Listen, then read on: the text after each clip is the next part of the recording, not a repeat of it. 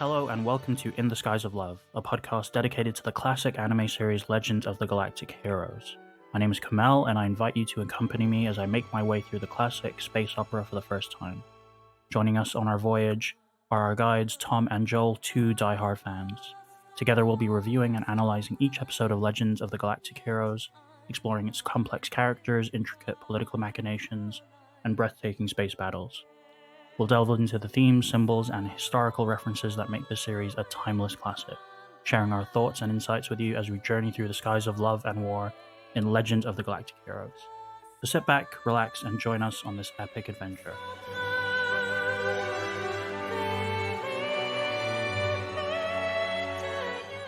Okay, great. So today we're discussing episodes 6 and 7.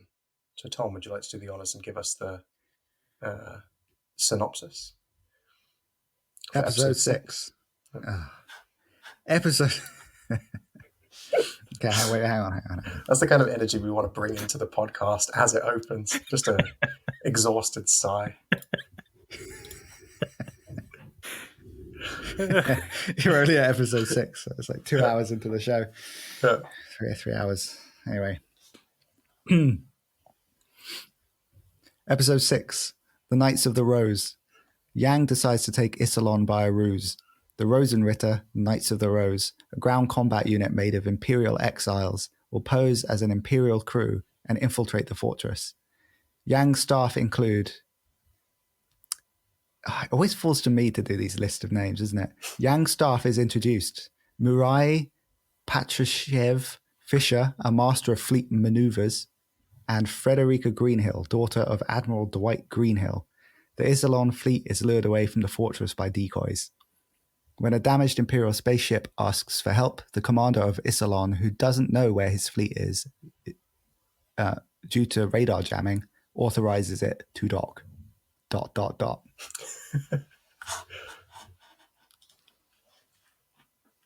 Oh, that is where episode 6 ends, right? Yeah, it kind of like ends on a cliffhanger. And I think it says like the story will continue. I mean, it does right through the credits. They just mistimed how much plot they wanted to do in the episode. Yeah. And This happens, we can bring this up first, like this happens a lot in the show. There are a lot of episodes where they're clearly like written too much for the episode. And so they just like let the show bleed into the credits. And it happens like more and more towards the end of the show as well. Where like eventually there's just no ending. It's just like... Yeah, it's basically every episode, So is the show based on a manga originally? I think so, That seems like the kind of information... I thought it was based on a series of novels, not mangas. Oh, like light novel? I think it was light novels originally. I guess my question is, it wasn't originally scripted for this format. No, yeah. This is an adaptation, yeah. Okay, it feels like that. It feels like it wasn't originally scripted, because if I was writing this, I had this thought multiple times watching these two episodes that if I were writing this, I would have structured it a bit differently. Mm-hmm. In a way that I feel like doesn't... I feel like it was written a couple times to undercut the drama of the situation. Mm-hmm. Yeah. We can get to that. I'll tell you when I thought that happened. But so how does this episode 6 open? I think Yang Wenli is in bed. Is that episode 6 or is that episode 7? That's episode 6, yeah. I think we open with Yang Wenli being made... It reminds us that he's been made the commander of the 13th Fleet. And then we open to him with his alarm going off at 10:30 in the morning, which is the correct time for an alarm to go off, just objectively. I wrote in my notes that him sleeping through that ceremony is like me almost sleeping through this recording that we're doing right now, which very nearly happens. But you wrote that in your notes before you even got to recording. Well, sort of preempted how tired you would feel. Yeah. I really would have if it wasn't for your text this morning. I really would have sat through it. I see. Respect for the audience is really the core tenet and the core value here of the show. In the Skies of Love. Yeah. Which is also a core tenet that Yang Wenli shows when he shows up late for the ceremony and then gives one of the best speeches in military history, up there with Ulysses S. Grant, Abraham Lincoln, Alexander the Great. What does he say in the speech? He's like, I feel like I don't wonder if we can get the transcript of it because it's so good. Oh yeah, maybe we can give our best dramatic readings of the speech.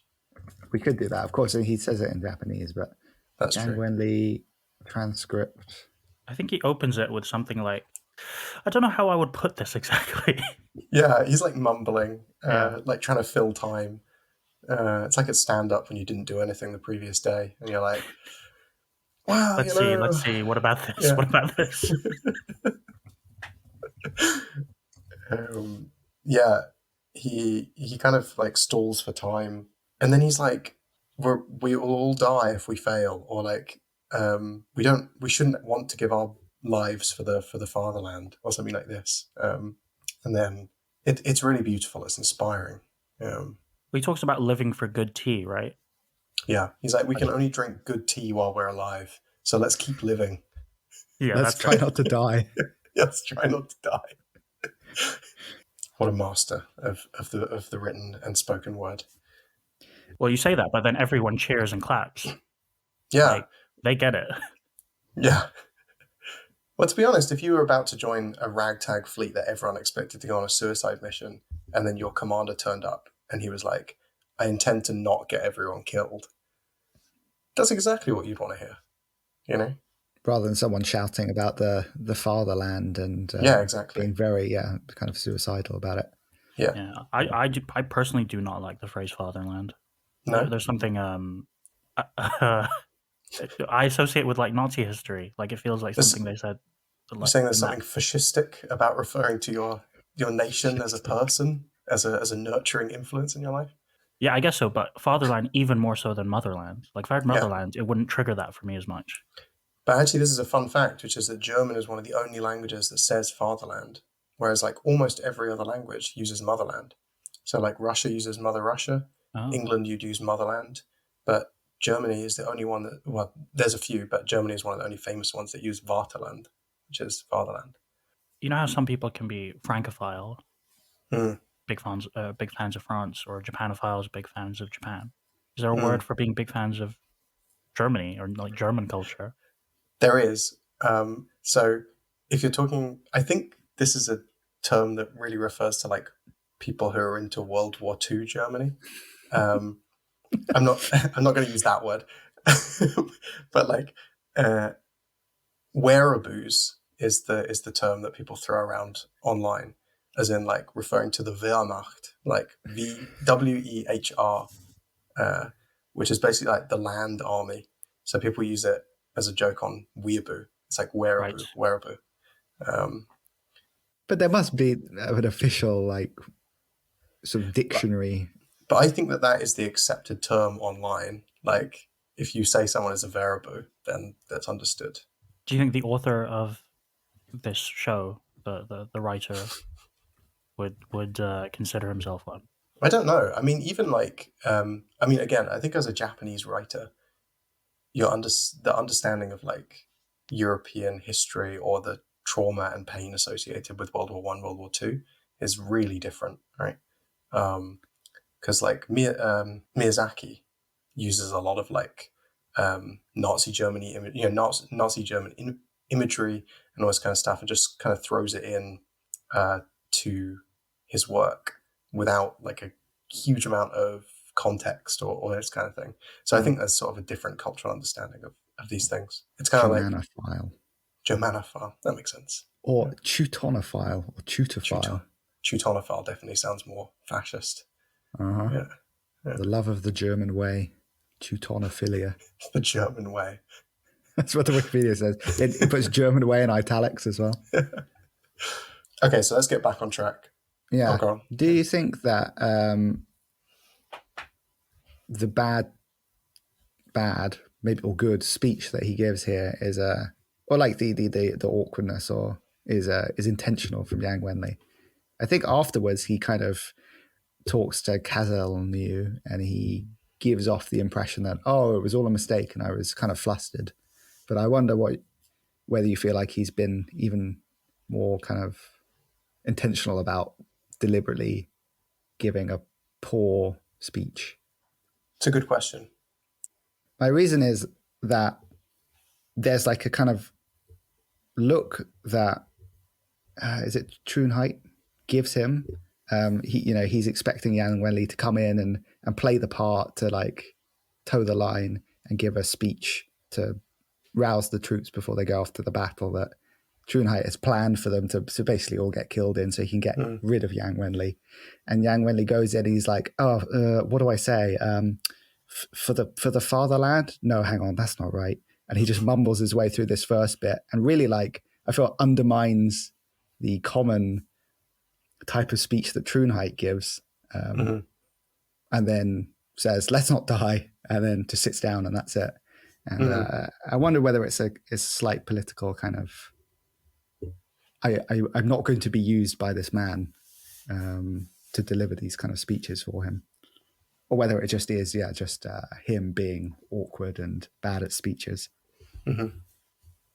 It felt earnest to me. It felt like him just being his true self. And I think it's doubly, that point is made again when in the next episode, I think, or maybe later in this episode, he has a talk with we'll get to it, but the talk of the leader of the Rose Ritter or whatever, the Knights of the Rose.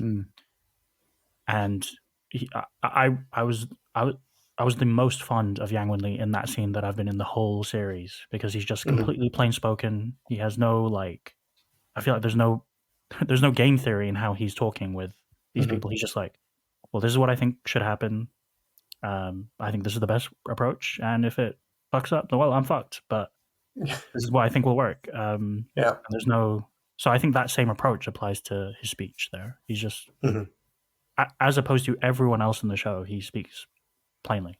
I agree. I think going back to what we're talking about with Yang Wenli being this sort of Taoist archetype, like in the previous episode, like I think this thing of him accidentally stumbling into political genius and all of his people, all the people around him, like questioning whether or not it's intentional or whether it's earnest.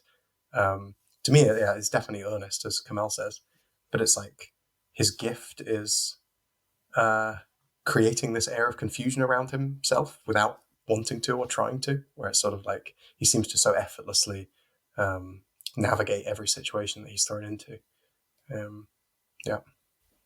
After the ceremony, he goes to have tea or lunch, right, at the super futuristic citadel from Mass Effect. That is what it is. It does look like that.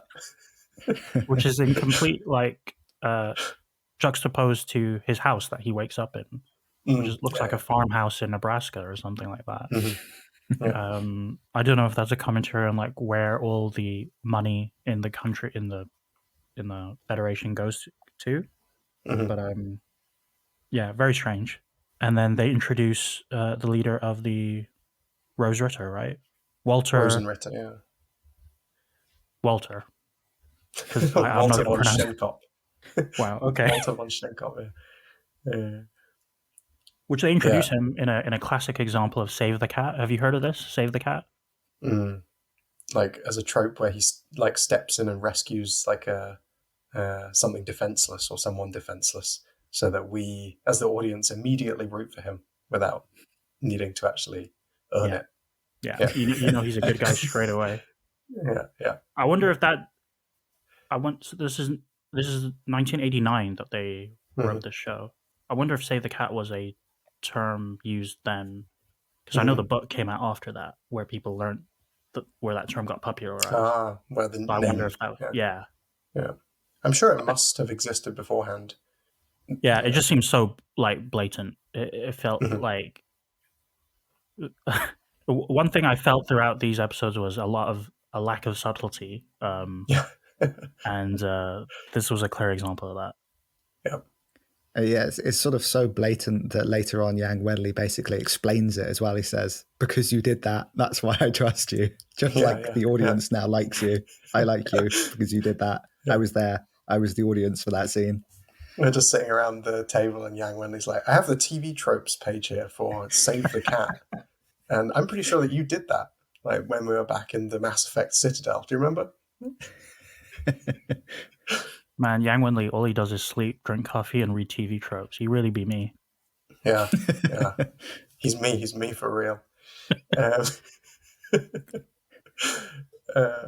Who I knows? did write. If you threw us into a, I mean, if we didn't live in such a time of peace, I mean, we got lucky in that sense. Then we'd probably display the same kind of military genius as Yang Wenli does. I mean, you'd hope so. Yeah, you guys regularly play strategy games, right? So it's probably the same level of like expertise that's going through Yang Wenli's head and yours, because as soon as he sees the Rose Ritter guys and he hears that they were ex-Imperials, me and him had the same idea, which was, oh, they're going to do a Trojan horse. Yes. Yeah. Just instantly, I knew that was the plan. Yeah. He also, the Rose Ritter guy, what's his name? Walter, he throws coffee in that dude's face. Yeah, he does. Which I thought that actually was pretty good. Yeah, I didn't expect him to go so far. And he's so like casual when he does it as well. Like it's partly the animation budget, I guess, but his body is just completely still when he throws it. Yeah. And it's just his arm that moves. Like he doesn't budge, and he just throws coffee at this guy's face. It's beautiful. I did think when he showed up on screen, and he's got this sort of like, he's tall. He's got that like big like coif of like 80s hair, and he's like a rogue with a heart of gold kind of. That's what I felt from his character. A big Harrison Ford in Star Wars energy, I felt. Yeah. Which was, I think, proven by the next episode when they do their little Death Star invasion. Yes, so I have Star Wars references written in my notes because there's a lot of Star Wars in the next episode. Yeah. But so he's the leader of the Rose Ritter, which are the Knights of the Rose, a close combat unit of children of Imperial exiles. Yes. I quite liked the world building there because although they don't really, I don't know if they go into it later, but the implication is that like, the Alliance doesn't really trust any of these people, even though they're like second generation, kids from like families that have left the Empire. There's still this like mistrust of them. And when they want to join the military, they're basically forced into this one unit. And this unit has like a reputation for being, rowdy and tough and all this kind of stuff. And the members of it seem sort of forced into this archetype as a result of their birth.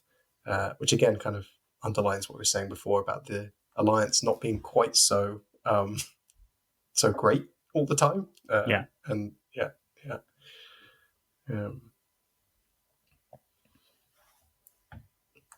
But I think as far as introductions to characters go, Walter von Schenkop could have got a way worse introduction. He is, this is like another member of the central cast now that we've been introduced to. How do you find his character introduction compares to the next character introduction, which happens right after, which is Yang Wenli is getting like a voicemail saying, "Hey, you've got that new intelligence officer coming up for you, good old Freddy," and he's like, "Can't wait to meet him." And then a woman walks in, and he's like, "Girl." Oh, he did this on purpose, tricking me. The disinterest in female characters from the writer is palpable in these scenes. It is like she comes in, they make a joke about the fact, "Oh, I didn't expect you to be a woman," and then we just move on, and that's it. It's like, and obviously she's like obsessed with Yang, and she's like been fangirling over him for the last 10 years or whatever. And like all this kind of stuff, and it's just very yikes.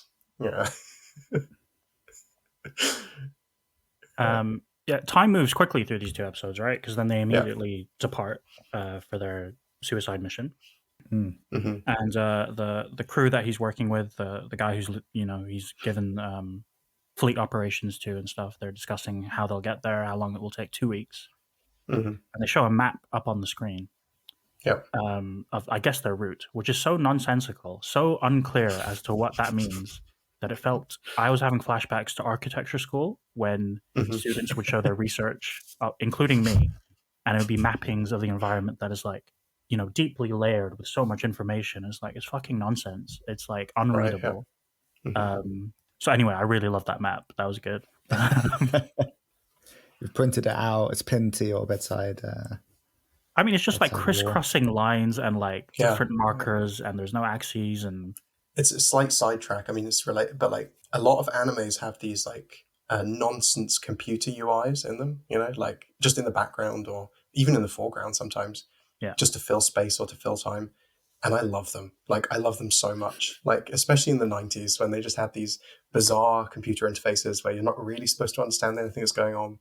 The English is really bad because they usually have like English text and it's been like half translated.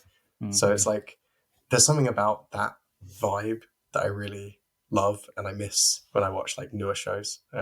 So yeah, I really love all the UI stuff from Legend of the Galactic Heroes. It's like, yeah, feels earnest in a weird way. I feel like there's been a movement. I mean, I don't know if I feel like it. I think there has been a movement, and many other people have written about it, about this move towards having everything needs to be explained in more modern shows and things. Like it's the same in video games. I think like we moved away from, at least in Western media, maybe, of just being able to throw stuff in the background like that, or throw something in like the Cephal particles and not really explain them that much, just use them as a plot device to kind of get you from one place to another. Right, I feel like a lot of more modern shows really focus on having to explain everything for everything to make sense so that the audience doesn't question it, rather than. I can't remember who said it. Maybe it's kind of related to what you're saying. There's like a quote, I can't remember who said it, like, lore is the death of world building, like LORE rather than LAW. That like the more sort of encyclopedic knowledge you pack into your setting for the audience, for the sake of the audience, the less interesting the world becomes. And I think, it's kind of related to what you're saying. How much of that do you think is because of the sort of YouTube culture of like, cinema fails and stuff, or whatever that channel is called? Where like, this shit doesn't make sense. This is stupid, and therefore the movie's bad. Because they never explain how this, particular mechanism or whatever works. And it's all just like finding loopholes and stuff. I think that is probably part of a broader like cultural change, which is when you engage with a piece of media like Star Wars or Lord of the Rings. Like Lord of the Rings is probably like where it really transitioned, because there was this like rich world building underneath those films. And because it came along with the rise of the internet, or like the rise of the internet becoming very, very popular, people would discuss all these lore things like at length on the internet. So it wasn't just engaging with the piece of media anymore. Now you're engaging with like this wider context. So like now if you go on YouTube and you look at like, lore for any video game, it doesn't matter what the video game is. It's like you have like a 6-hour video on the lore of Tetris, And so there's an encouragement by creators to put these things in, or to put these secrets in, which I don't think is inherently like a bad thing. But yeah, it's a different way of engaging with media. Whereas like for Star Wars, I don't think that existed back in the 70s. Or this kind of thing. No, but I think they did put it into like episodes 1, 2, and 3. And I think this is a large part of why those movies fail, because they tried so hard to put in tax law into the Star Wars universe, and they really didn't need to do that. Yeah. Careful, we're going to lose our Zoomer audience if we shit talk the prequels. No, yeah. If you sign up for the Patreon, you get the Star Wars content. I will absolutely watch all 3 prequels if people sign up for the Patreon. Like we can do a deep dive on the prequels. Yeah, I would do that. I recently rewatched. I recently rewatched A New Hope, and there's so many like offhand sentences that George Lucas just clearly just like wrote off of nothing. That became entire like series of films and TV shows based off a sentence. A crew died trying to get the plans for the Death Star. Oh, great, that's Rogue One and Andor and everything. I knew your dad in the Clone Wars. Wow, that's 10 years of Star Wars stuff. It's just insane that you could just write a sentence like that, not think about it at all, and then it becomes, I don't know, $1 billion. I mean, we're going off topic, but if you watch those videos of George Lucas's script writing process, he really wasn't thinking about it most of the time. He just throws this stuff in, and I got mad respect. It made for better that, to movies. be honest. But yeah, you wish you could be that way. Yeah, I mean, he famously retired after he finished those 3 movies. What's he up to these days? That was fine. He's doing I think he's in a podcast business like us, isn't he? Yeah. Competition. I mean, I think that shows that you don't watch the talk show because they famously say they are not a podcast Oh, repeatedly. They get told they're a podcast. I think they. We shouldn't talk about this. This is another show. I don't know what you're talking about. I'm talking about George Lucas's podcast. You seem to be talking about some sort of TV show that may or may not have George Lucas in it. Let's get back on topic. Yeah, where were we? We're talking about we were on the Shenkop, spaceship. Shenkop, Greenhill, Architectural maps of the architectural maps. Yes, and then they're heading on. It'll take them 2 weeks to reach the fortress. Mm-hmm. And does FTL exist in the show? Have I asked you this before? Going straight off the back of our law doesn't matter conversation. I think so. Like, I think we talked about it in episode 1 of the podcast. Like, I think the implication is that it exists. And there's one episode that's coming up where they explicitly reference FTL travel. Okay, and then we can put a pin in that. We'll talk about it when it comes up. It's weird though, right? That like there's no like Star Trek make it so, like jump to warp speed at any point in the story. It doesn't happen. Apart from this one episode, which we'll talk about when it comes up. But yeah, they feel like naval fleets, like saying it'll take us a couple of weeks or a month to reach wherever we're going to go. Yeah. But yeah, we talked about as well, like they seem to jump between stars, like they can only jump from one star system to another. Right. And there's like a maximum range on that. Yeah. At some point, maybe we can do these maps. Yeah. Yeah. We can do a physics deep dive into the different systems they might be using there at some point, maybe for the Patreon. But but yes, yeah, and they're traveling slowly, and Yang is talking. Like they're having a strategy meeting right now, right? Strategy meeting, yeah. And they're asking, don't you think Shenkop is going to betray you? Because like all of his predecessors, and he's a fucking Imperial, or his dad was, right? Can't trust him. Yeah. And Yang's like, nah, whatever. If he betrays me, he betrays me. No big deal. Yeah, Walter says, what did he do if I am the traitor? And he's like, be embarrassed. He's like, I'll be in a fix. And he'll be like, I'll be in a fix. Yeah, you will. He's like, yes, I will. Yeah. Did your subtitle said in a fix, be in a fix? Yeah, in a fix. Yeah. Mine said be embarrassed.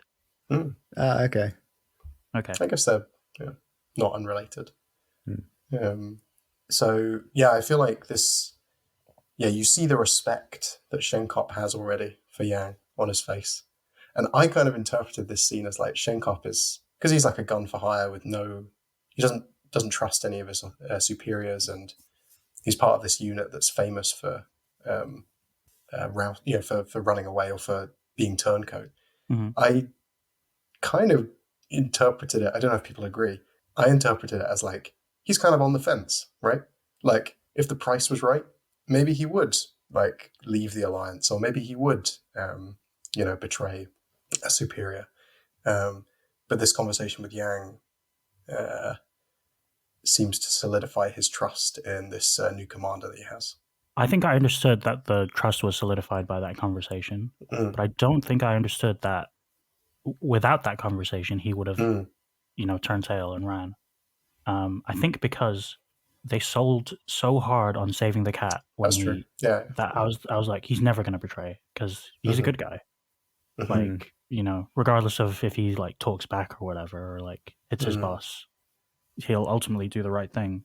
So maybe they shouldn't have done that scene or changed how they structured it, because there was never any question in my mind that he wouldn't, betray or would. Yeah.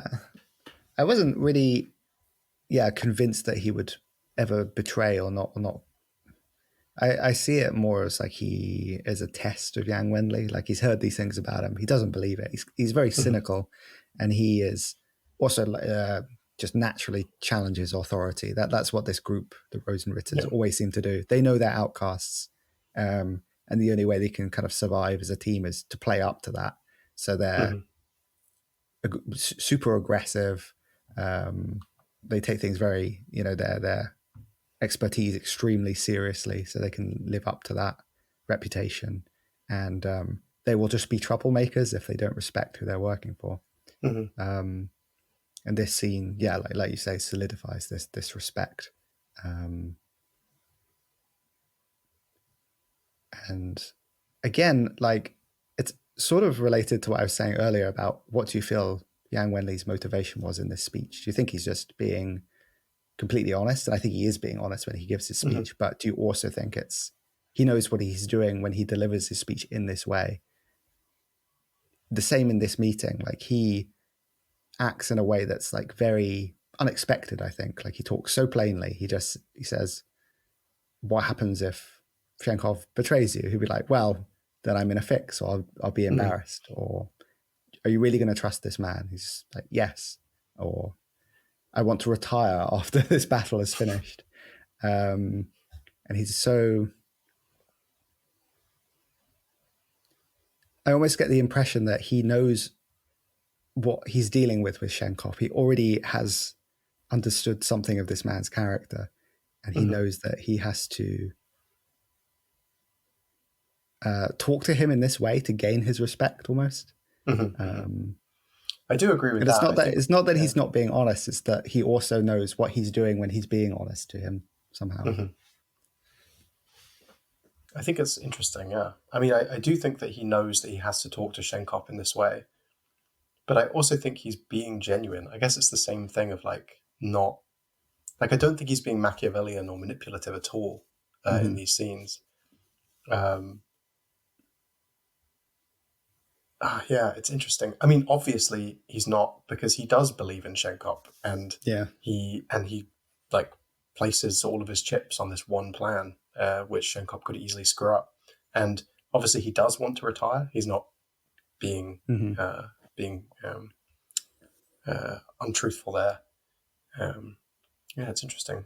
I don't know. I think, like, as I say, I think his character is written in such a way where nobody can quite ever pin down whether or not he is being Machiavellian in the show. And the audience is also stuck in that position. But we are privy to his, like, private conversations with Julian or with other characters, where we see that this is actually the way that Yang Wenli is. He is honest and straightforward. And it's interesting to me that I sort of disagree in the sense that I think he's being genuine and, straight talking in that meeting without any sort of artifice or processing that this is the way I need to talk to get him on my side or anything like that. I think your read is also completely valid, but I think more interesting is that our disagreement is the same disagreement that the characters in the show have in regards to Yang Wenli, that they can't also agree. Is he like a double talking boy genius, or is he just like a straight talking genuine person? And we have that same disagreement despite knowing his internal thinking. I do agree with you that he is basically just talking from the hip, but I do agree with Tom that, like, there's maybe some pre-processing that has gone on, like, where he thinks, like, Shenkov's not the kind of person who'll value dishonesty, so I can just go into the situation, like, openly. I guess that's what I mean. Like, he knows going in that talking from the hip is the right strategy for this meeting, or the only way to do it. It kind of falls in line with how he wants to be anyway. It's interesting. We can keep this discussion in mind as we go forward, because I think there's a few episodes as well where Yang is put on the spot.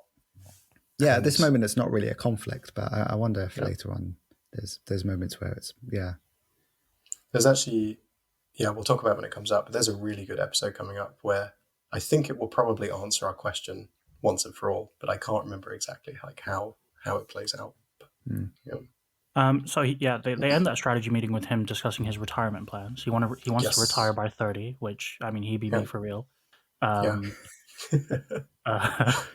then he does say this. I don't know if it's written the same way in your sub, but he just says, he ends it by saying, "There is a 14-year-old boy living in my house, and I don't want him to join the be part of the same process of war." Yeah. And I'm like, that is not the way you want to phrase that sentence. I think. No, I had completely forgotten that Julian is 14 in this first season. Like, because the show takes place over such a long period of time, it like really threw me for a spin when he's 14. You're like, whoa, what? We talked about this when he first appeared. I think last episode of the show. I think we are. So, what did you think? What did you make of this guy, this boy who's just living in his house and it's just completely unexplained? And you don't get much of an answer in that episode, and then it's ignored, and then you get to this episode, and he just says this line like, "There's a boy who lives in my house, and I hope he has a good future." And then it just cuts again, and you're like, "But we still don't have any answers. Why is he living in your house?" Yet? Yeah. We will get an explanation, but it is. I kind of hope they don't explain it. Yeah, I kind of hope they don't. The meeting ends with Walter, like sort of, I don't know. He asks Yang Wenli if he's like Rudolph the Great, as like yeah. Now, is that something I should know because it's a famous person from history, or is that a person in the show? I don't know. No, so he it's a person in the show, but he's basically accusing him of being a sophist, which is the same conversation that we're talking about here. Like, Are you being earnest and truthful? Do you have a genuine position, or are you just taking whatever position benefits you most? Is that what sophistry is? Like sweet talking? Yeah, sophistry is like you're willing to take any side of the argument. So it's kind of like, like at modern debate teams, this is like sophistry, right? If you look at like the history of classical philosophy, I'm massively oversimplifying because I'm not really that well studied in it, but there's kind of two strains in Greek thinking, where one group are considered sophists, where they're willing to take any position, and then another group is like they actually have these they believe there's such a thing as truth, and that you should stand by the truth and all this kind of stuff. And you can see these traditions like all the way through to the present day in Western philosophy. And so, and speaking of classical references, I also thought that Yang's plan to retire is basically like a reference to Cincinnatus, which is like if you're like a democratic chauvinist, Cincinnatus is like one of the big names, right? Because he's someone who was emperor or was dictator for a short period of time during the Roman Senate like period when it was democratic, when they would like appoint a dictator during times of military trouble, and then you were expected to step down after you've served your term as dictator. You're supposed to step down and return democracy like back to people. And obviously this goes quite wrong like later on in the Republic's history.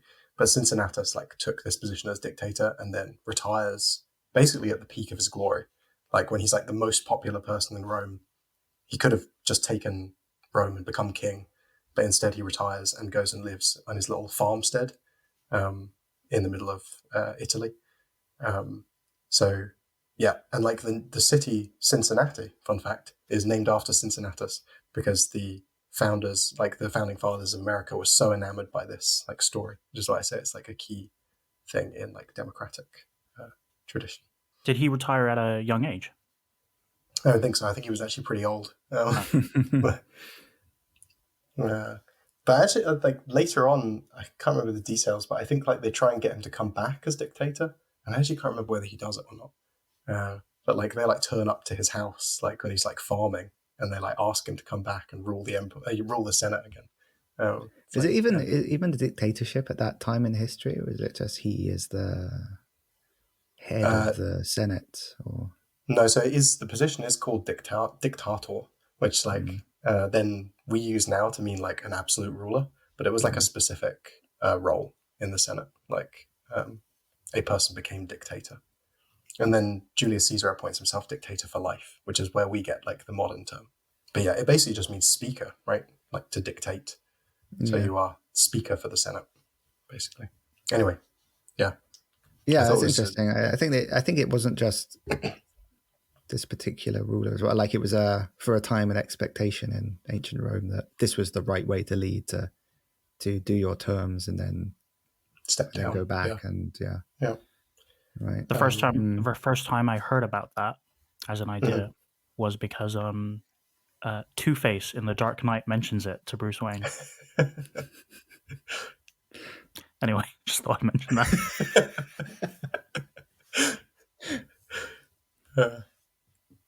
After the strategy meeting, it cuts to Yang Wenli asleep in his chair, like in his command chair or whatever. He gets woken up by his fangirl assistant, Frederica, I think is her name. Federica, yeah. And she offers him like a tea or a coffee or something, and she's like, "Don't worry, it's got brandy in it." Yeah. Because that's he's drinking on the job. Yeah, don't worry, you won't have to do this job sober. He's me for real. And then they cut to a flashback of why she became such a fangirl of his, right? And it's during the evacuation of a planet years ago when she was 14. He's hanging around a lot of 14-year-olds, I'll say, so far. 2 of them at different points. So I don't know about that. I thought the flashback was sort of strange because it's a different art team, right? It's a different animation studio doing that flashback. It looked different. It's possible, yeah. It looks like the animation studio who does the next episode. That's right. That's definitely different.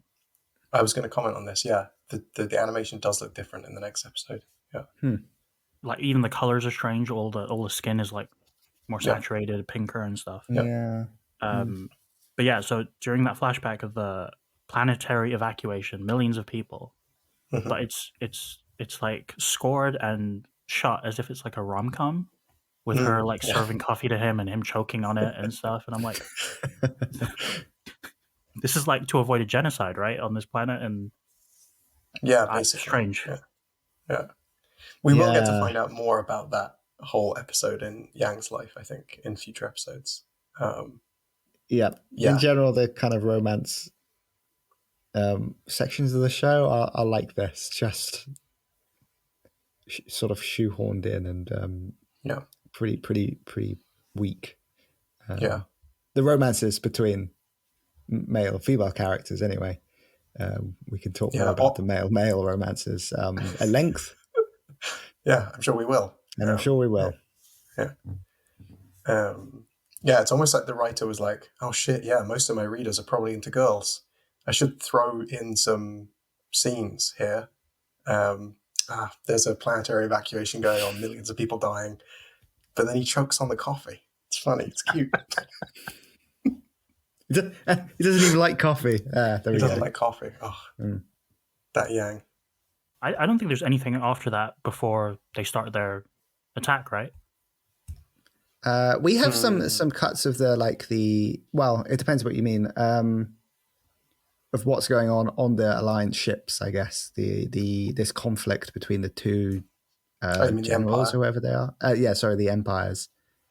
On the actual fortress, or on the fortress and on the base that's near the fortress. I was a bit unclear of the geography of where these two guys were. The base is inside there's like a liquid shell. We can talk about how cool Iserlohn fortress is maybe, but like there's like a liquid shell and then the fleet base is inside the shell. And that's where one of them is. Yeah, that's maybe why it's confusing. But then he leaves with the fleet, so then he's on his ship. Like later on.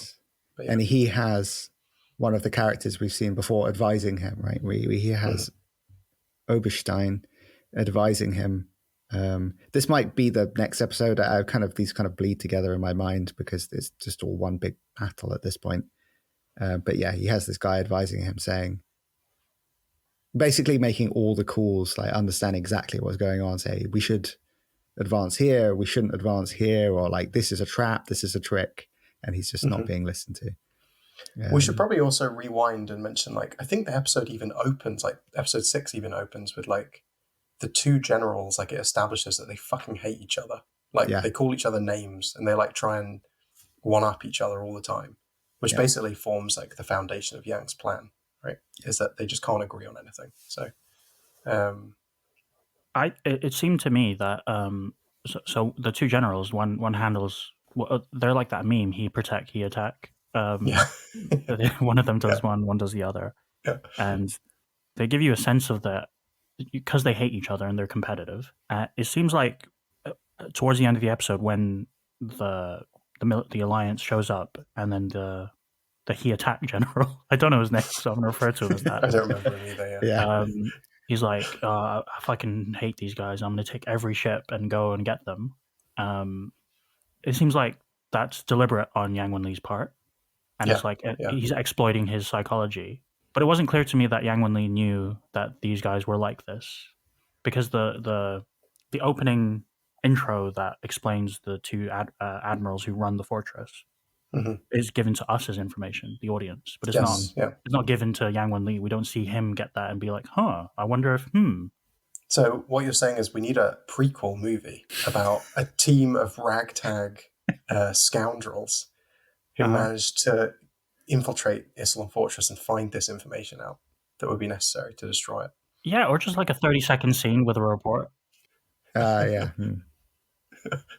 Well, I like the prequel idea. And I think it would be really good if maybe some of the characters were related to future characters. Like maybe it's Shenkop's dad, I don't know, his uncle or something would be good. Yeah, that's great. That's going to... He's like... But maybe he's like the weakest, the runt of of this ragtag I like that. group. That's funny. That's funny. It's like poetry. It's like the inverse. It's like a couplet.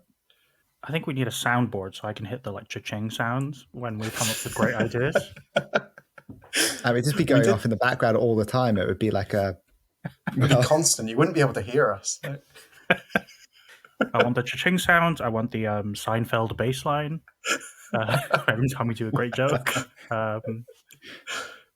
Sometimes I think there's information that's delivered by the narrator that could just as easily be delivered to Yang Wenli in the form of like, intelligence report.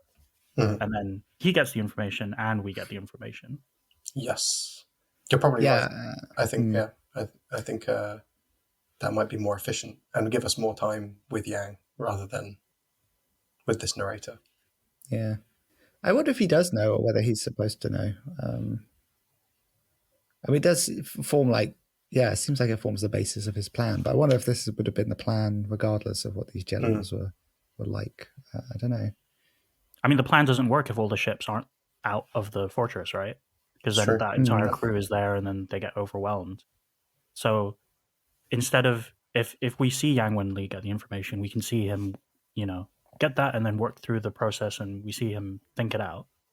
Even if it's just a scene of him thinking, we don't hear his thought process. But because we don't see that, it just seems like divine providence, or he's like, he's a Kira from Death Note, just working on a, beyond level where we can't even see his thought process and he just gets it. Yeah. I think you're right. I think the episode would have been more coherent with that scene. Maybe it's because it's split across, but the show doesn't have this problem later. No, I think you're right. That's sort of where the episode ends, right? It goes into the credits with them heading into this confrontation. Mm-hmm. Yeah, I think. I think the Rosenritters get the doors get opened for them, and they manage to get on, and that's the final bit of the episode of them like getting onto the ship. Yes, into the fortress. Sorry. In their imperial costumes, and I love the fact that they added the additional detail of that because he's in disguise. He was wearing a fake mustache. He was wearing a fake mustache, but then in the next episode, he takes off a rubber mask. Yeah. So the fake mustache is part of the mask. Like, oh my god, that really threw me for a spin because it just looks like Shenkov in a mustache, and then he just pulls this like Scooby-Doo mask off. I must have missed that because I thought the face was different because there was a different animation studio and they just didn't quite know how to draw him. That doesn't help. Yeah, it's like he looks a bit different, but I guess the animation's different, and then he just pulls off his whole face. Yeah. Okay, that's the end of episode 6. Can I give you my thoughts on how I would have rewritten it? Please do. I think it's correct to. I think it's fine to end it where it does with like heading into the battle, but I think putting that flashback in the middle was so distracting to me, and so I would have rewritten that I would have opened the episode with that flashback because that's like, I don't know, an exciting opener, like planetary evacuation, ships, people gathering on. You see Yang Wenli, I don't know, help this 14-year-old girl out or whatever. Yep. Cut the choking on coffee scene. And then I wouldn't have reintroduced her later with, go, go, go, girl. Like, I wouldn't have done that. I would have just had her be in the background of scenes, and maybe Yang Wenli being like, "You're familiar. Where do I know you?" And then by the end, you realize she was the girl in the flashback or something. Like, then you explain her motivation for joining the fleet without saying all of that stuff. I think that's pretty good. I also think equally good would be like if she got appointed to be Yang's secretary in the same way that she was this time. It would also be very touching if, like, I agree that you should open the episode with this flashback. If we were to remix the episode, yeah, you'd open with that flashback, and then when Yang meets her, the like moment of recognition, because his memory is terrible. Clearly, like this part of his character. If he's like this moment of recognition where he's like, "Do I know you?" Whatever, and then we kind of it doesn't have this awkward beginning where he's just like, "Oh, I've been set up by Caselnu to." He's given me a girl as a secretary. I think I disagree with both things. One, because I think that I don't think the whole introduction is handled particularly well. But one, I don't think Yang Wenli should. I mean, in the show he doesn't remember her. She says, "You probably don't remember me," and he just sits there like, "Oh, that's embarrassing, isn't it? It's true that I don't like coffee, so the story must be true, but I don't really remember." Which is, to be fair, reasonable because he was in charge of the evacuation of 3 million people true. During this planet. I mean, things on my mind. Yeah, I'm sure he had many other things on his mind. So, and secondly, because I don't think that would set up this episode as Frederica's episode, and I don't think it is. I think this is Shenkop's episode. You're also right, he's the character who gets explored the most and is really introduced. And Frederica doesn't. She's in it and she gets introduced, but like, I think it would frame this whole situation around her rather than Yang Wenli and Shenkop. Yeah, I'm convinced. I think you're completely right. Like, so if you could have that story later on, maybe, but she has to be introduced now because she has to be there on this journey. Probably they still could have done a better job, but yeah. Because this is my idea, I'm gonna double down on my it should have been her episode, and I think you are right about it being about Walter, and then the way I would do that is maybe tell the bulk of the episode from her point of view, like it follows her onto the station. Maybe she's the one who gets like bullied by the older officers, and that's how you introduce Walter. If you still want to do that, save the cat, but the cat is now is Frederica, and then I don't know. That's the only thought I have about that. You can show the meeting and the strategy meeting from her point of view, and I think that still works as the scene basically works the same way. The other thing I would do, and I think I would do this because of how episode 7 ends, is that when Yang Wenli is late for the ceremony in the beginning, I want to see him writing or having written or just finished writing his resignation letter that gets cut up at the end. Because when he just shows up, he has that letter and he passes it to him. I'm like, what the fuck is that? Yeah. They don't introduce that earlier on. So I'm like, is that a letter from the Admiral that was given to him? Or in hindsight, that seems like a complete no-brainer. I don't even know. I don't think anything is lost by having that scene. Even if he overslept and then Julian woke him up in the same way and was like, you're going to be late and you haven't even finished writing the letter. And then, you have Yang like panicking and like scribbling, the last bits down on his resignation letter. Then we get that like setup and payoff. Whereas, it's just payoff with no setup. Apart from he says he's going to resign, but he doesn't. Like, we don't see the letter, so it's not attached to any symbol. Yeah. Maybe he should have it at the big. Sorry, go ahead. I was going to say maybe he should have been doing his letter writing scene at the moment when Frederica gets introduced. That might have made for an interesting opening dialogue between them. Like this person who's obsessed with him and like thinks he's this great military hero and like really wants to work with him, and he's there like writing this letter about how he wants to leave. God, that's good too. Can you imagine if she turns up? He doesn't even look up from his desk, like he's just writing, and then she's like, and she says, "What are you writing?" And he's like, my resignation. Anyway, who are you? And she's like, I'm your new secretary. And then it plays the Seinfeld bass line.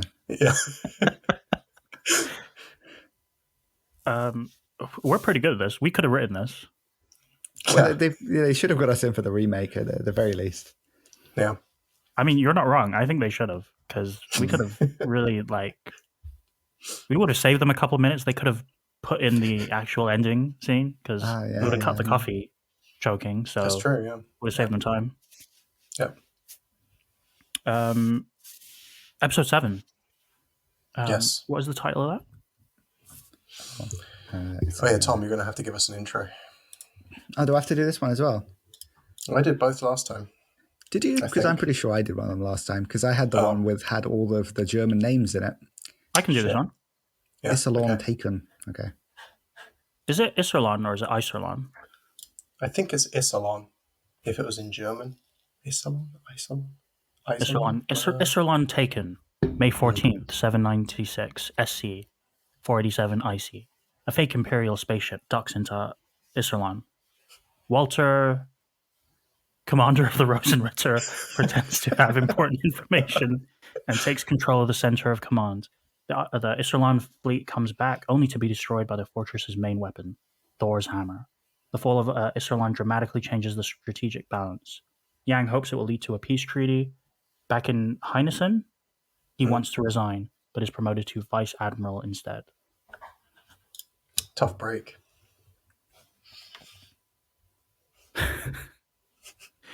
Tough break. Different animation studio for this episode. It really threw me for a loop. It does look different. I don't know whether it was a different studio, or whether it was a different team, or whether it was a different, Or they hired a couple of new people, or I don't know. Yeah, it looks different, and I think the show is quite inconsistent in its presentation. When I think about Galactic Heroes, I think about those distant shots where people are far away, and you have that almost watercolory kind of scrappy effect on all the characters. Mm. Close-ups on people's faces, definitely less consistent throughout the show. It sort of reminds me of when I would watch Naruto as a young 27-year-old kid, and when there was a big epic fight that they were leading up to, they would hand it over to another animation studio to take care of it. Couldn't cut it for those scenes. So I thought we were going to get a great fight in this or something, because that's what anime had trained me to think was going to happen. I mean, we did, didn't we? Yeah, kind of did. Yeah, there was certainly a fight, which surprised me how violent it was. But I actually have some notes on that. But let's What happens first? I've got written down strange fleet movement rendering the fortress powerless. So Yang basically makes the fleet just move backwards and forwards. Yeah. There's just a pointless training exercise, a drill, Yeah, one of his commanders why are we doing this? It's a good feat of I can't remember what he says. It's good practice. Good practice or something. Yeah, very impressive. It's but why? It's no reason. But there is a reason. He just doesn't tell his admiral for some reason. He doesn't explain why he's doing it. And it's just to be distracting. So that everyone's what is he doing? Why is he doing this? Because it's part of the plan, right? Because they use it as a way to get through the bit where they're asked for their IDs to try and get in with the commander of the whole thing. The team in the room report back that they're doing this weird movement in the sky, and they're like, "What's going on?" And one of the Rosenritter says, "Oh my God, it's already started!" Like it's some part of some master plan or something, and they have to desperately get in the room to deliver the information that only their commander in the life support machine pod thing knows what it's about. When that scene happened, I can't tell you how much I rolled my eyes into the back of my head, because the idea that these admirals would be like, "Oh my God, what are these freaky movements they're doing? They're going to take down the fortress with their freaky movements." And only this one mustachioed man in the life support pod knows the reason and how to stop it. I really thought that it really felt lazy to me as their method of getting it's fine to do the Trojan horse thing, And like to figure out a distraction that would like allow them to get past the ID check and stuff, also fine. But the idea that it's like just the ships going like ooh, and the admiral freaking out over it, I really thought it's not convincing to me.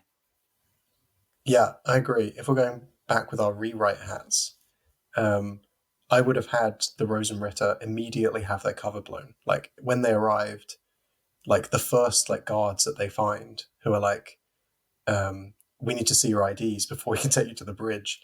And they're like, oh, but we don't have them. We lost them. We dropped them. They're in space now. And then the guards are like becoming suspicious. Then you just have the Rosenritter like break cover and just chop these guys apart. And now they have to fight their way to the bridge rather than... So it's like, while Yang's fleets are doing the weird movements or whatever, at the same time, this general of Iserlohn is having to protect the bridge from this crack unit of soldiers. So it feels much more believable and much more stressful, I think, if you do that way around. I agree. And they basically do eventually do that, right? Like it eventually ends up that way. It Why gets not just triggered change the order around? Yeah. I mean, my biggest issue was the freaky movements, like the idea that put them off. I would have had them do some other kind of distraction. I don't know what. Just start spraying Zephyr particles everywhere. That would surely work, right? Like he used that in a previous plan to take out the Artem. Oh no, that was a different. That was the Empire plan, but we still have seen it in the show. We've seen it in the show, and it was used in this episode as well. So Yang could just start spraying Zephyr particles everywhere, and they're like, "What kind of plan is this? Like, they're just going to explode in space or whatever. Like, there's got to be something going on." Yeah, I would have wanted to see some like lateral thinking, like if you emptied out one of their ships and just kamikazed it at the fortress or something, you know, like at least that would surprise them, you know, and right, yeah. That makes more sense to me than weird movements. Yeah, I agree. That would have been smarter. Create like a proper dilemma for the general, and then just watch him collapse under his own incompetence. I did like the when stuff is happening. They get to the bridge. And they take everyone hostage, and then one of the guards who's like, "Commander would rather die than be a hostage." And the commander's like, "No, wouldn't. No. No. And he's like, "Would definitely rather." Yeah. So funny. That guy breaks free for a moment and is able to put the fortress on lockdown. Yeah. And you see one of the streets, like Main Street, or that, you know, it looked like I don't know, lots of bars, neon signs and stuff. Yeah. If you said that was a screen cap from like Batman the Animated Series and that was Gotham, I might believe you. And they're just drunks coming out of the bar and just being like, "What the fuck is going on?" It's kind of strange. Yeah, you get multiple cutaways to like normal people on the fortress. Yeah. Who are just completely unaware of what's happening. Yeah. I think it's kind of cute. I think it gives like the sense of scale of the fortress and like. Oh yeah, I liked it. Yeah. Did you like the bit where he falls on the rope and then there's the woman just walking along? Yeah. Highlight. I love that. Highlight. That's the bit of the episode. She says hi in English. Yeah. Hi. That was great. I thought that dude died before it cut to black. I assumed he was dead. Yeah. It felt like a bit like one of those, because the editing was a bit weird there. It felt like an ad break edit, wasn't it? Yeah, I think so. And it felt a bit like when you watch a Disney film or like a DreamWorks film where someone was originally supposed to die in the original cut, and then they have like a thing where they're like, "Oh, but actually they're fine." Like they just have like a little cutaway shot where like the person's still okay. Like, you know what they did that in recently was that lost Spider-Man movie. Oh. Did you guys watch that? The animated one? No. No, the one with all of the live action ones. Oh, no, I didn't watch. So at the end, Tobey Maguire stops the new Spider-Man from killing the Green Goblin. For his efforts, the Green Goblin stabs him in the back, literally. Okay. And then he falls down and you think, "Oh man, he's going to die." And then the next time it cuts to Tobey, the Andrew Garfield Spider-Man is like, "Are you okay?" And he's like, "Yeah, I'm good. I've been stabbed before." And I'm like, wow, way to remove the drama. I definitely think they meant to kill him. Yeah. And test audiences were like, no, we love Tobey Maguire. Yeah. Anyway. I have one. It's slightly related, but it is backtracking to the previous episode of one thing I forgot to mention. Talking about your comment again around like the pacing is a bit weird or the structure of the episode's not always great. There's a cut in that episode that cuts to Lowengram and Kircheis on their balcony, and they just have a brief chat about Yang Wenli, and they're like, is he the real deal? Is he a planet? Is he like a new shining star in the sky? Or is he just like a planet that won't affect kind of thing? And they're like, time will tell. And then it just cuts back again. And we never see them again. I don't think it really needed to be in there, but I don't know why that was put in. Anyway, it just reminded me of it, like a strange cut in the middle of an episode. It felt a bit like a scene that was cut from a previous episode, and for some reason was just like jammed into this one. Yeah. Oh, this episode's running a little too short, so let's just squeeze in the Lowengram bit.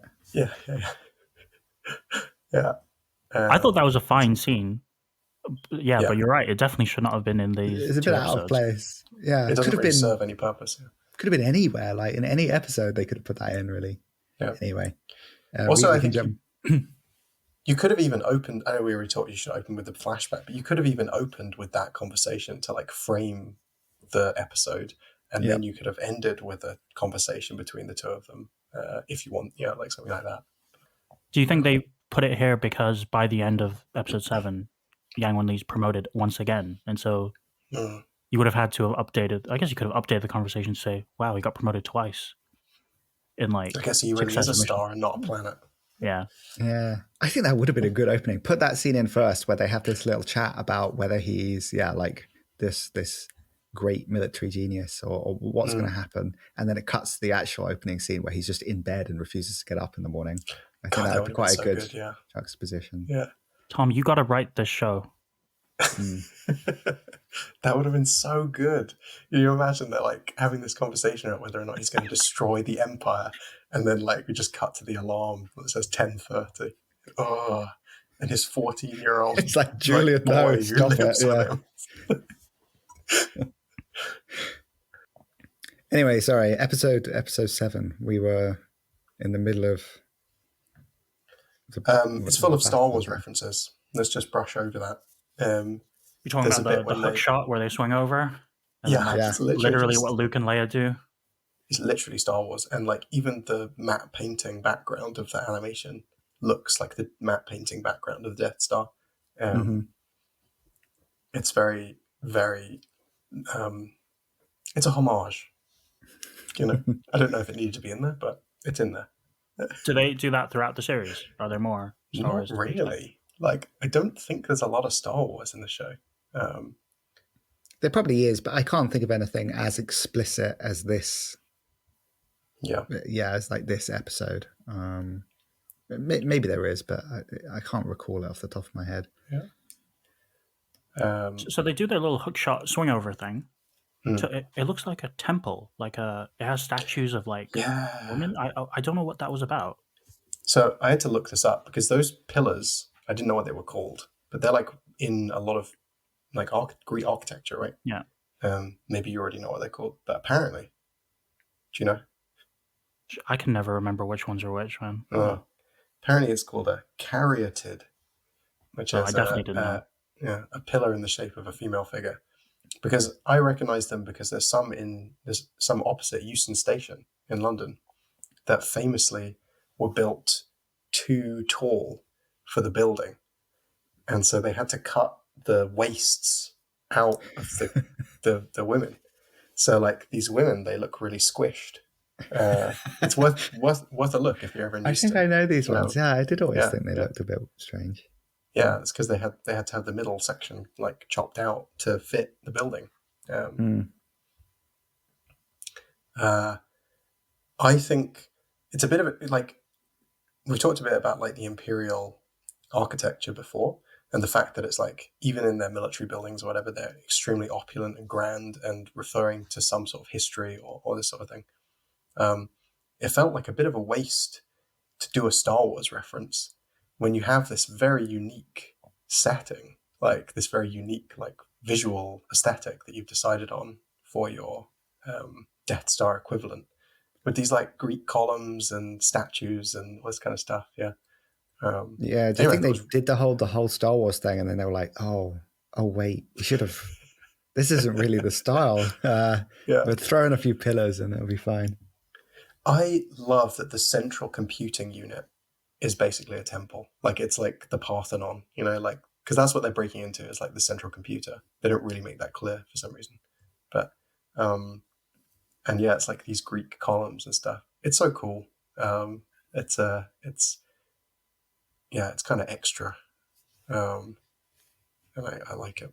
What do the Rose Ritter do in this holy temple of central computing? Well, they release a bunch of Zephyr particles, which, when a guy shoots a laser, explode, killing everyone instantly. And then they run in with axes, and then they have a brief exchange, and then they chop these guys up like real bad. It felt like a God of War scene. Yeah, because I think in the previous episode, it said Yang Wenli will take, in the preview, because I've been watching the previews, because you've not been watching them, but I'm pretty sure in the preview it said Yang Wenli will take Iserlohn without firing a single shot. And so in this scene, the Rosenritter have to like MacGyver their way through the situation without firing a gun, so that statement remains true. I mean, that's such a technicality that they're winning on. Like, yeah. Also, like a lot of people die in the next bit that we'll get to in a moment, I guess. That's true. Yang Wenli did famously fire at least one.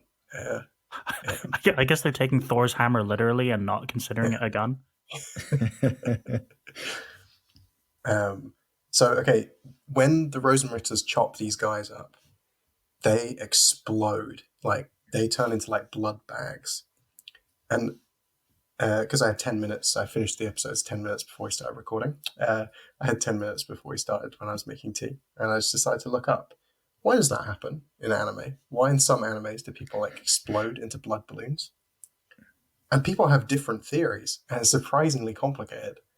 So, like, the main theory is because in a traditional kabuki theater, when someone gets their arm chopped off or gets stabbed, they like throw a weighted red silk cloth from the actor.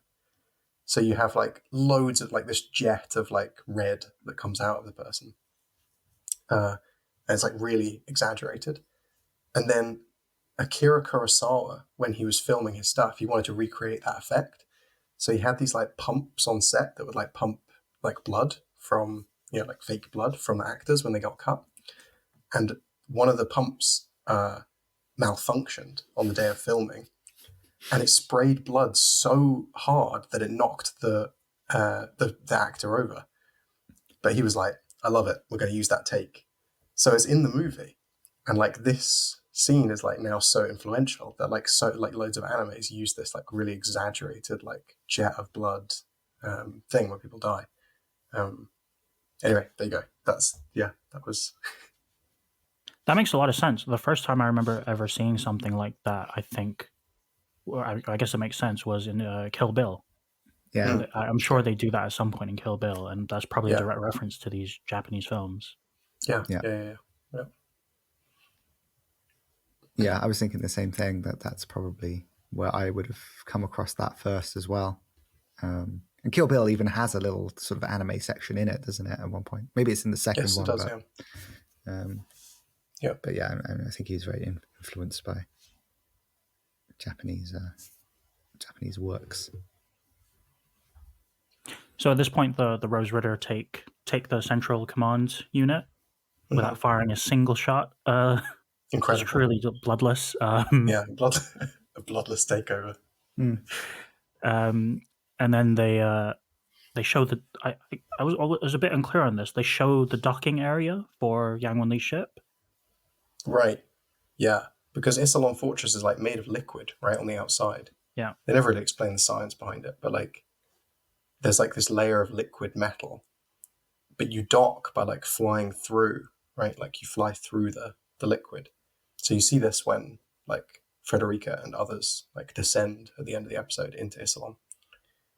But I guess like there's only one route in, right? Like the rest of it is like whatever's underneath the liquid will just like you just crash into. So they have these lights to like guide you. That's kind of how I interpreted it. Like these lights to guide you into the hangars. I thought it was like the idea was that liquid surface would destroy the ship somehow if you went through it at any point besides wherever they decide to allow you through, and so they create a docking zone. Also possible. Right. Oh, and it's at that point they get control of their, reverse orbital laser, while the entire attack crew are off base, off the fortress. Yes. Yeah. Yes. And so before that, the attack. Oh, so kind of concurrently with that, I guess the attack fleet he wants to like attack Iserlohn or whatever, or he doesn't want to attack Iserlohn. He's too afraid. And then Oberstein is like, it's obviously a trap. If they had fully taken over the fortress, we'd already know. Like they wouldn't be saying stuff like this, obviously. So you should attack now. And the guy's like, nah, I don't know. And then 5 minutes later, they have taken over the fortress, and he sees them going inside, and he's like, now's the time to attack. And Oberstein's like, no, don't do it now. And he's like, but before you said.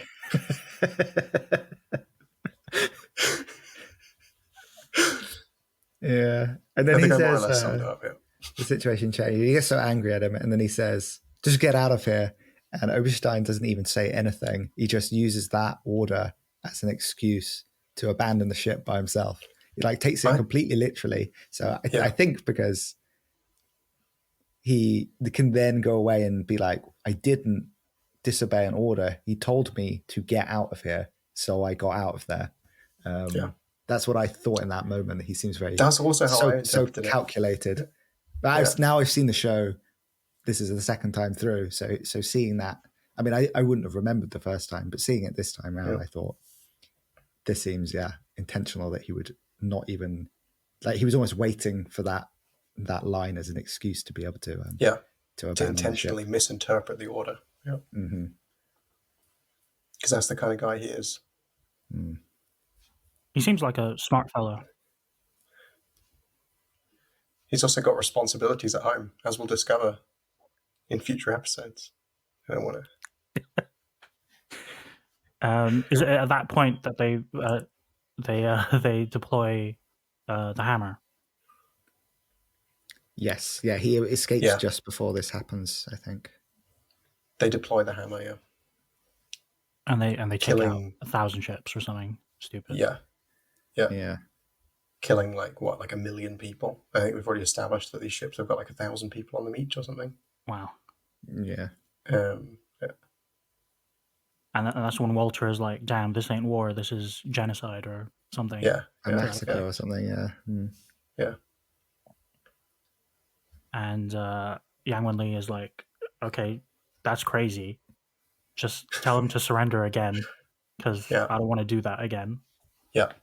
And the he attack general or admiral or whatever really doesn't want to do that. I wrote down what he says after he gets. He does what he does, Yeah. He attack. So when he gets to deliver that message about saying, hey, surrender or run away at least, and we won't chase you, he's like, nah, not doing that. And he speaks to his crew and says, at this point, I doubt any of you want to live anyway. Which is just a crazy thing to say to his crew. And in some ways, his direct opposition to his mirror, his co-admiral, the one who does the defense, who's like, I definitely don't want to die. Yeah. And he says like he has the heart of a warrior, I think is what he says. Like, yeah. Or he's like, you don't understand the heart of a warrior. And then he just gets obliterated by the Thor hammer. Yeah, because Yang Wenli decides to concentrate fire on the flagship. And yet anyway, because Thor's hammer is so crazy powerful, it still takes out multiple ships Like anyway. yeah. So it really was just like a bloodless, takeover. Not a single shot fired, except the two Thor's Magician hammers and Yang. multiple attacks. Yeah. Yes, it would be cool. Not cool. It'd be interesting to get an estimate of like the body count per episode, because I'm pretty sure this one is probably at least the second highest. Maybe the Battle of Tiamat, whatever it was in episode 1 and 2. Astarte? Astarte would have more. Do you want to compare Yang Wenli and Lohengram's KD ratio KD ratio at the end of the season? See who does better. That's the metric that I'm going to judge the complex philosophical questions that the show is posing. You've got these complicated questions about authoritarianism and democracy, but at the end of the day, who's got the better KD? Like 1v1 me, bro. Looking forward to that episode. I think in a future episode they may refer to how many people were killed in this takeover. I wouldn't be surprised if the number gets dropped at some point. So we wouldn't even have to do an estimate, but I don't really remember. So, I mean, I feel like this firing of the Thor's hammer, basically these 2 episodes are to get Yang in the control room and make him say fire. Like, there is really no other point to this whole storyline. Obviously, the events that take place afterwards will have ramifications. And how sneaky he is. Yeah. But the main point of these episodes is for that moment where he says fire, because it is like, I think, a moment where Yang becomes morally compromised, and now everything afterwards is going to be judged on that by that moment, like, and be compared to that moment going forwards. So yes, I think it's really him saying fire the second time, right? Because the first time he almost doesn't really understand how much power is there and destruction, but he understands by the second time. Yes, yeah. And it's very easy with the show to like be, oh, my precious boy Yang. He's basically a cat in human form, but like, he gives that order to fire the second time, and I think, Does the show ever get into the fact that he made this order to kill however many people, lots and lots of people, while he was drinking on the job? Interesting. Yeah, I don't think so. maybe he's sober by that point. Maybe the way time moves on the spaceships is difficult to. But it's not the last time we will see a beloved character make a morally dubious choice. Speaking of the Thor's hammer, though, that ship is fucking cool. And when we went to another space laser, we can finally talk about it.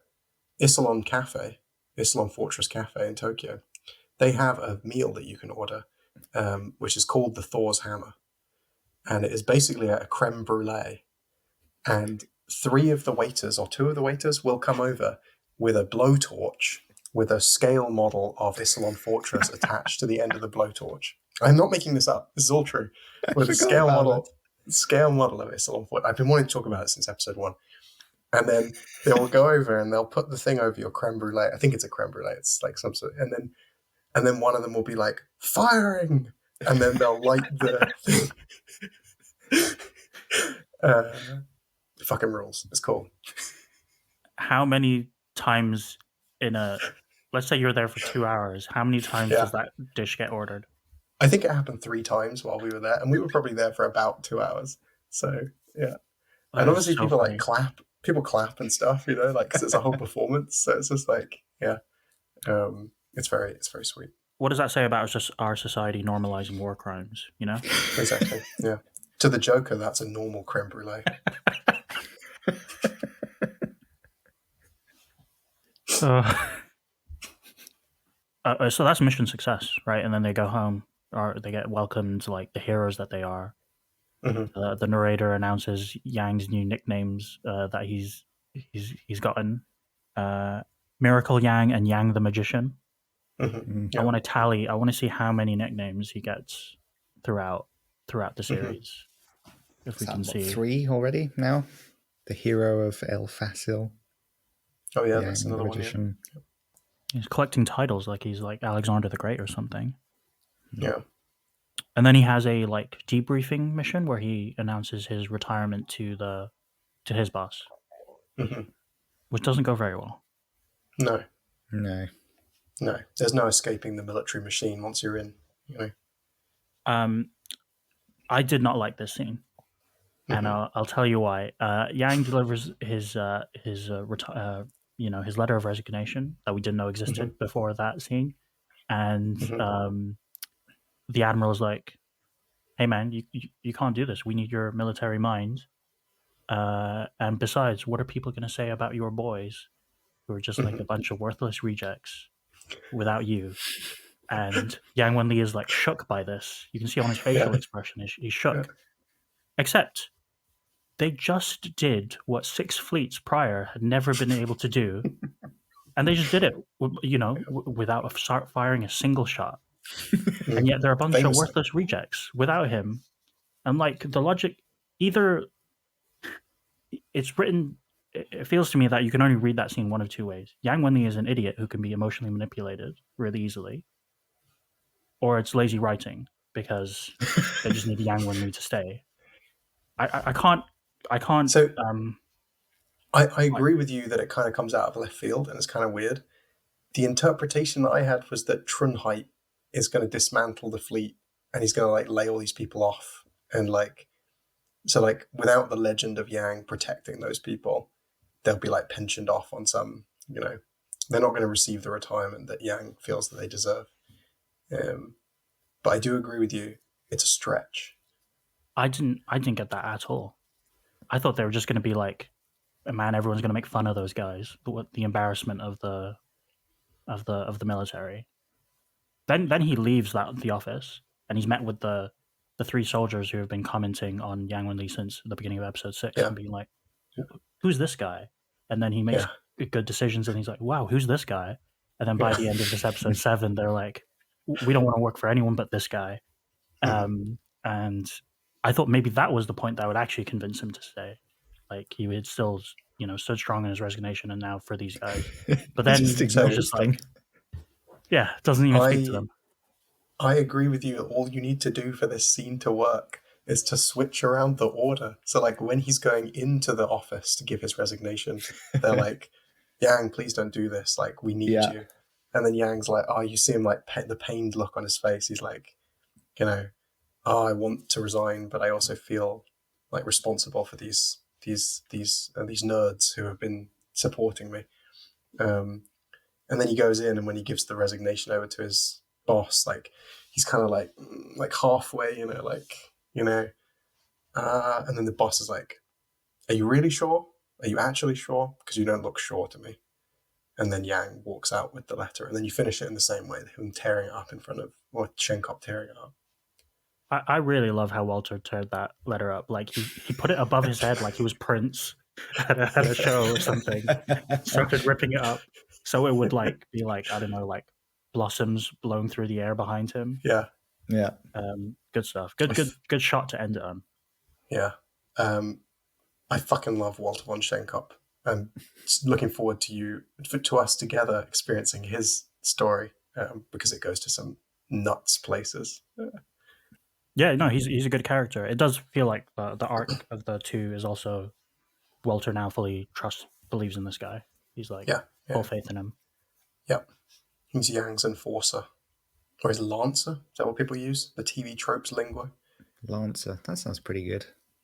Yeah. That's like if you have a main character in a group, then the Lancer is like the one who does most of the dirty work, but who is like completely loyal to the main character. I only know Lancer from playing Final Fantasy XIV, the award-winning MMORPG, with a free trial at level 60 and the expansion. Heaven's Word. That's one of the classes in the game.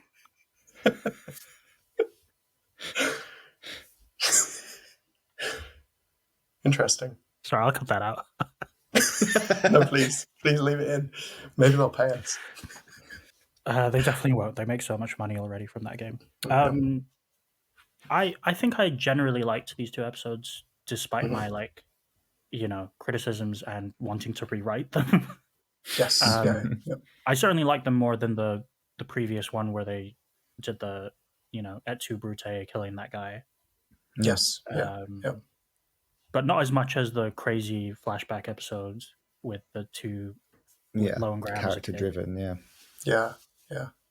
I agree. I think that ranking holds true for me as well. My favorite episode so far is the flashback, like the Kircheis Low and Graham flashback episode. So good from start to finish.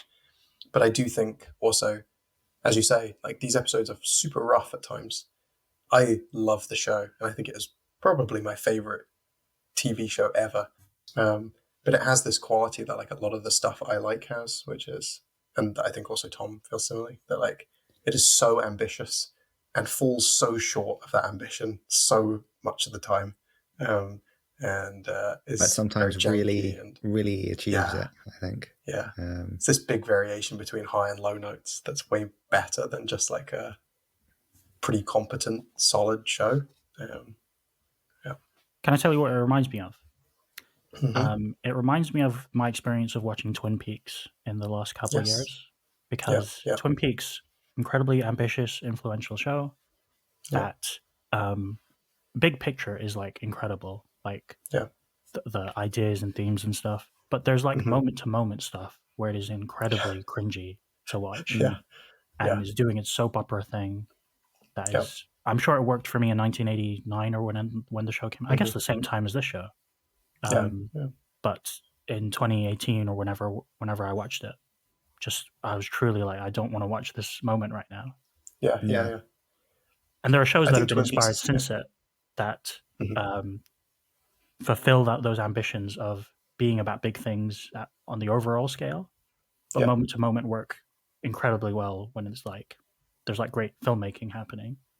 Sure. And I think it does Yeah. that better in the flashback episode as well than Mhm. these last two. Yeah. I think Twin Peaks is a good comparison. I think. You wouldn't think so Yeah. on its face, though, right? Because they're about such No, different things. yeah. But I think that comparison makes sense. I think from a script writing and storytelling perspective, I think like, yeah, not thematically, but like, yeah, in terms of its ambition, and yeah, it's a good comparison. The other it feels comparison to that me comes to mind is Battlestar Galactica, Yeah. for obvious reasons. Yeah. Yes. I mean, that is also a show set in space, but I agree with you that Battlestar Galactica has these incredibly huge ambitions and struggles so much of the time to actually get that ambition off the ground. Yeah. I also So- meant that in regards to like when we were discussing the Greek central computing temple and stuff. Mhm. Like there's sort of like allusions to history and like old religion Yeah, and yeah, things that match the feel of what Battlestar wanted to do with its allusions to Right. Yeah. faith and Yeah. history and stuff like that. Anyway, good stuff. 7 out of 10. Yeah. We haven't done rankings for each episode so far. Maybe we should retrospectively do an out of 10 ranking from Kamel for each episode. Can I do out of 5 stars? Yeah, out of 5 stars, like a letterboxd. Yeah, you can do half stars. Yeah, so basically out of 10. Yeah. Episode. It's difficult to split episode 1 and 2 in my head. You can just put them as one. Yeah. Or maybe You do can an do them episode, per- podcast episode by podcast. Yeah, right. Yeah. Arc by arc. Run by run. Yep. 1 and 2. 7. 3 was the flashback, right? Or was 4 the flashback? I think it was 4.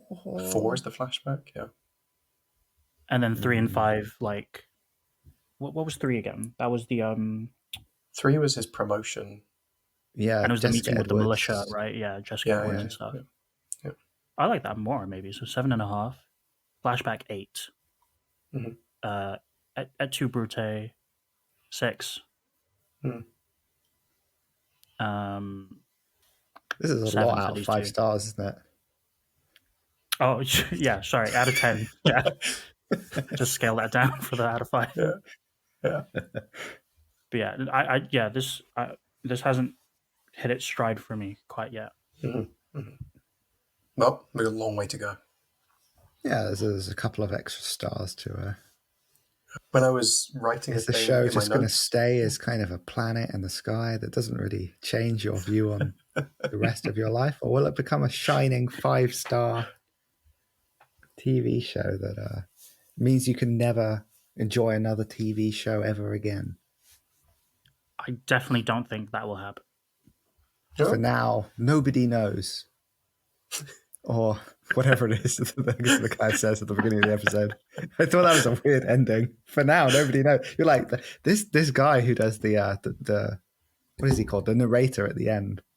We've talked about it before, and we came to the conclusion earlier on that he is like a kind of a historian. He's looking back and he's telling this story. But then at the end of this one, he says, nobody knows so far what's going to happen next. He's just being a good teacher. He's just right? being a good storyteller. If you're finishing a lesson, what happened next in Alexander the Great's conquest? Just after he announced that he had no more worlds to conquer, who knows? Yeah, who knows? I think he should have done what I would have done and said, nobody knows, but I know. But nobody knows. I'm just doing but I do know. I'm going to tell you next week. Here's the preview for the next episode.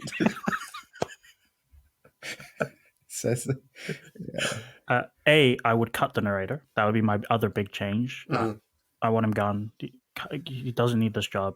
I just think, figure out how to write that information into the scenes. B, when Alexander the Great said that thing about no more worlds to conquer, it's kind of fucked up because he was in India and he couldn't get past the Hindu Kush mountains, famously, and so he went back home. So he couldn't get past some fucking mountains, and he's like, "I got no more. I can't see anything past there, so I better head back home." That's just. He didn't want to fuck up his 21-0 record. Like, he didn't want any losses on the board. Yeah. I think there's that. We're going to date it if I mention it, but there's that meme. It's just like Alexander the Great's empire, and people. It's like, what the fuck was that guy talking about? There were loads more worlds to conquer. yeah. That's basically my point. Yeah. What a guy.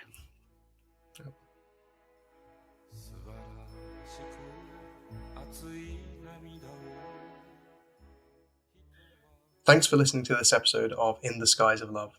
We hope you enjoyed our discussion of Legend of the Galactic Heroes.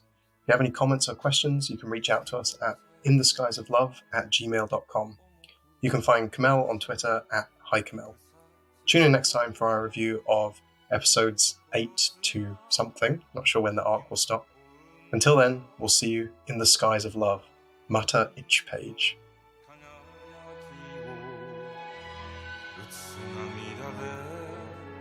One that happens to me a lot is, the Missy Elliott song. What is it called? What is it called? Can You Work It? Is that right? Oh yeah. Missy Elliott. Is it? Work It. Work It is the Just name of the song. It. But there's a lyric where she says, "Is it worth it?" And people say that surprisingly a lot. Yeah. And my brain every time just starts playing the song from that lyric. And if you ever decide to start singing it out loud after they say it, prepare for a lot of strange looks because they won't know what you're doing. Yeah.